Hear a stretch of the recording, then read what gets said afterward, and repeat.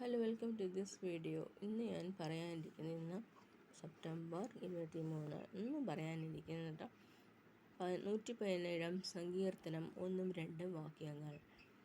സകല ജാതികളുമായുള്ളവരെ യഹോവയെ സ്തുതിപ്പീൻ, സകല വംശങ്ങളുമായുള്ളവരെ അവനെ പുകഴ്ത്തുവീൻ. നമ്മോടുള്ള അവൻ്റെ ദയ വലുതായിരിക്കുന്നു, യഹോവയുടെ വിശ്വസ്തത എന്നേക്കുമുള്ളത്. യഹോവയെ സ്തുതിപ്പീൻ. യഹോവയെ സ്തുതിപ്പാൻ നാം കടപ്പെട്ടവരാണ്. എൻ്റെ എല്ലാ സ്പീച്ചിലും ഞാൻ പറയും സ്തോത്രം ചെയ്യണം, സ്നേഹമായിട്ടിരിക്കണം, സ്തോത്രം ചെയ്യണം, സ്തോത്ര ബലികൾ അർപ്പിക്കണം.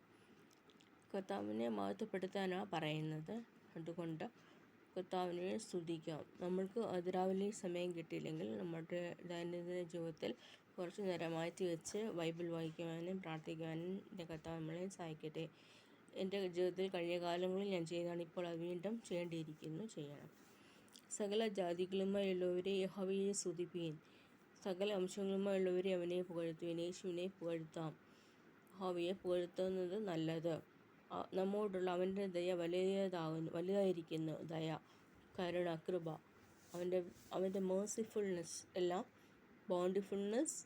മേഴ്സിഫുൾനെസ് ഒക്കെ ഒത്തിരിയുണ്ട്.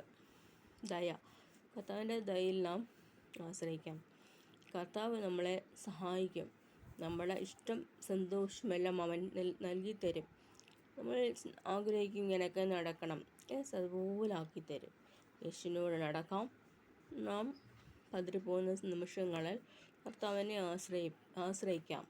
എത്ര പേര് ആശുപത്രികളിൽ കഷ്ടപ്പെടുന്നു, അവർക്ക് വേണ്ടി നാം പ്രാർത്ഥിക്കാം. അവിടെ ചെന്ന് അവർക്കൊരു ട്രാക്റ്റ് കൊടുക്കാം, അവർക്ക് വേണ്ടി പ്രാർത്ഥിക്കാം.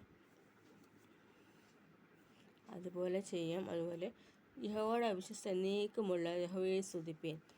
കർത്താവിൻ്റെ വിശ്വസ്ത എന്നേക്കുമുള്ള യഹോവയിൽ വിശ്വസ്തരായിരിക്കാൻ ഇടയാക്കട്ടെ. നമ്മുടെ ജീവിതത്തിൽ വിശ്വസ്തത നഷ്ടപ്പെടുന്ന സന്ദർഭങ്ങളിൽ നമ്മൾ അവനെ ആശ്രയിക്കാം. കൂടുതൽ കൃപകൾ നമ്മൾ കിട്ടാൻ വേണ്ടി പ്രാർത്ഥിക്കാം. യഹോവയെ സ്തുതിപ്പീൻ. യഹോവയെ സ്തുതിക്കാൻ കടമ്പെട്ടവരായിട്ടുണ്ട്. അവനെ സ്തുതിക്കാം. ആമീൻ, ആമീൻ.